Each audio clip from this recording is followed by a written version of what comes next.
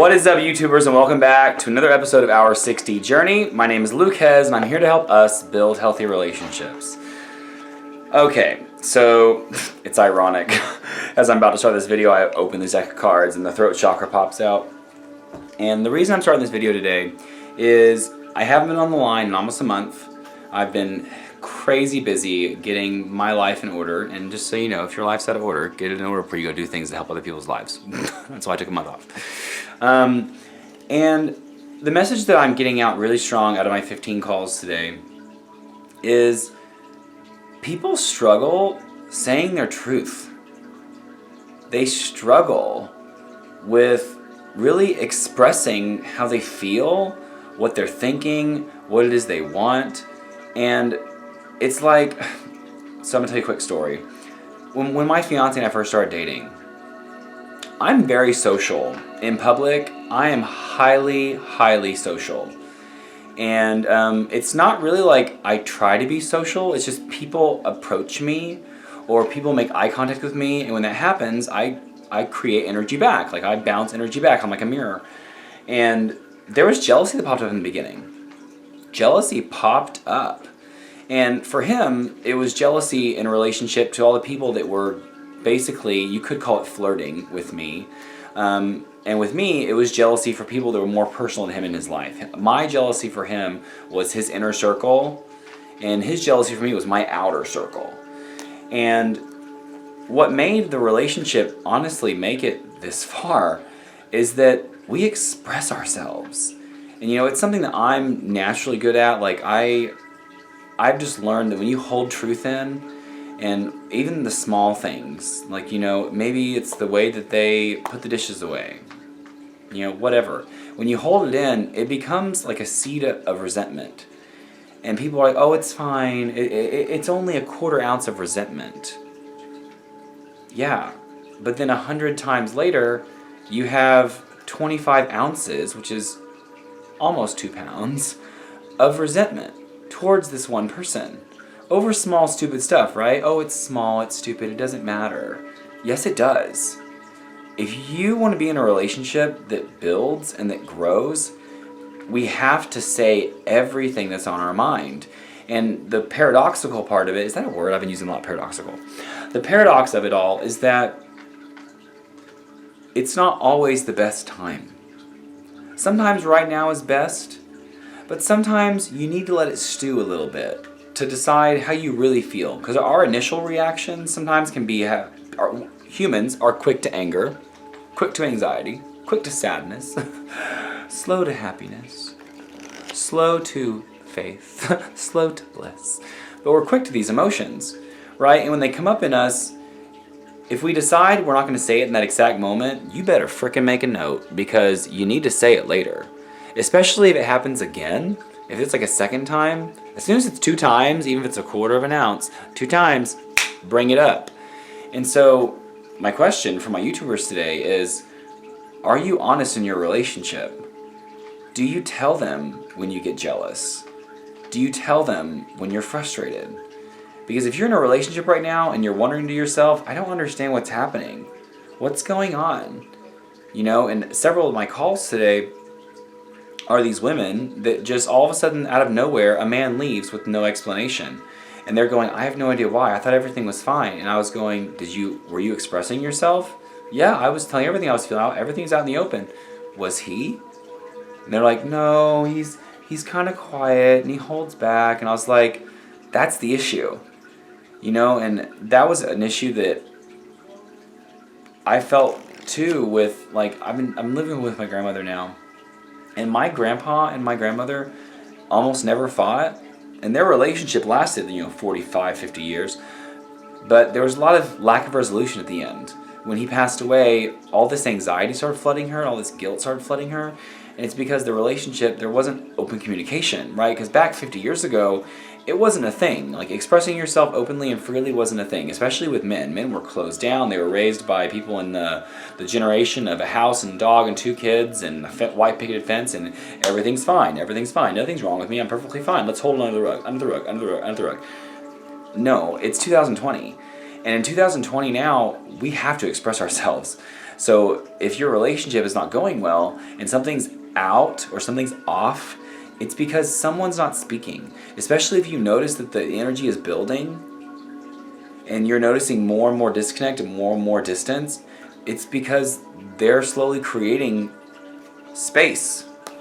Like they're doing it in what I would call a manipulative, sneaky fashion. And that doesn't go anywhere positive. Like it doesn't go anywhere positive. Talk. You know, and if you're someone like me whose tone can be a bit abrupt or abrasive or sharp, then process it. Process it for a day or two. Think about it. And bring it up casually, you know, and the first thing I've been telling people so many times in these videos is we give what we want to get. So if you're giving and giving and giving and they're never giving it back, I hate to disappoint you, but that's a sign. That's the universe telling you that you're not with the right person. Because if you're having to filter yourself or hold yourself back to maintain a relationship, you're probably living in codependency. There's codependent energy here. There's a fear of abandonment, and I'm going to do anything and everything to make this relationship work. I'm going to be someone else to make this work.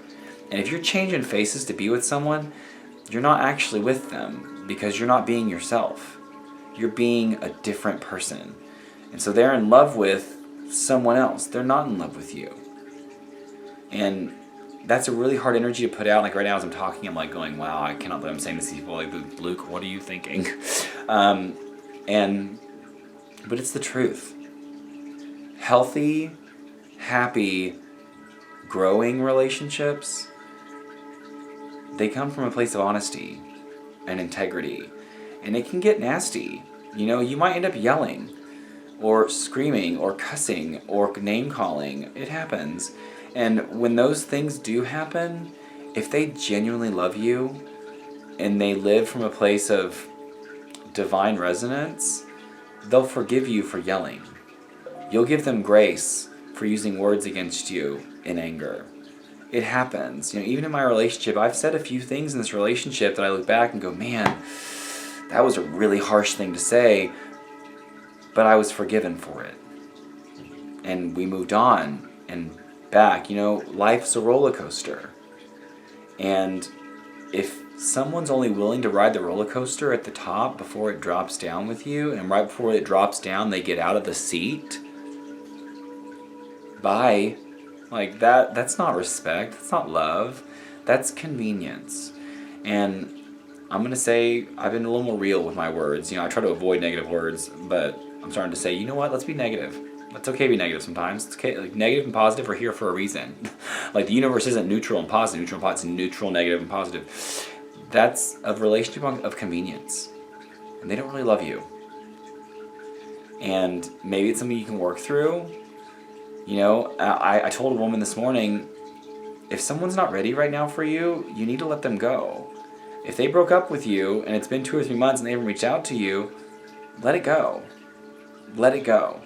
But being the crazy ex-girlfriend who calls all the time, or the obsessive person who wants to know everything they're doing all the time and keeps track of them on Facebook and calls their friends and calls the family member that liked you, that was one thing a woman called. And she's like, well, I've been talking to the cousin and the cousin said that he misses me. And I was going, you're trusting the gossip of one person? Like, he might just be telling her that to shut her up. Like, unless the person looks at you in the face and says, I miss you, I want to work this out, do not listen to anything anyone else says. Because it's all hearsay. It's hearsay. Let it go. And at that point, start defining your compass, your moral rules of what it is. I have a video where I do this. How funny. You have to know Becoming Unified Love. That's that video. That moral code of what it is you deserve and what it is you're worthy of, that is where a real relationship is. And you know, I'm not saying there won't be things to work out, because there's always stuff to work out. Every day. But at least it started from a place of honesty. So now, as I bring my higher guides into the room, they're already here. Hi! We already have truth. Speak your truth. What other energy do we need to remember when dealing with relationships with people that aren't being honest, that aren't being truthful, that aren't being authentic? What energy do we need? This one tried to pop over. Divine Masculine. All right, the Divine Masculine card number 22, first of all, is a Master Builder number. Beyond the fact that it's a master number, it's a Master Builder number, which means we've learned all these lessons about ourselves, about people, and now what we're doing is we're taking those lessons and we're embodying them. We are asserting ourselves through a strong, focused, active energy to express what it is that we need to bring our dreams, our ideas into the world. And we do that through kindness, through wisdom, through understanding, through grace. You know, the world's full of endless amounts of possibilities, and we have to remember that at all times, we can create the reality we want. This card is about movement. This is about moving through life and releasing tension. Doing it strongly and assertively, but not with aggression, not with anger, but the way a divine masculine energy would. Let go of the roles that were traditionally assigned to us. I just said that. Let go of the rules that were traditionally assigned to us. It is time to embrace a new energy of masculinity, and a new feminine energy will arise around you. And you know, it doesn't matter if you're a girl or a boy. Being masculine means knowing what you want and actively pursuing it, letting your intrinsic desires manifest into the world. You know, this is about security, structure. This is about using reason instead of just following the heart all the time, which I'm not saying don't follow the heart. I'm saying use your reason. Work these things out. Make a list. If it ain't working and you're trying to convince yourself it's working, it ain't working.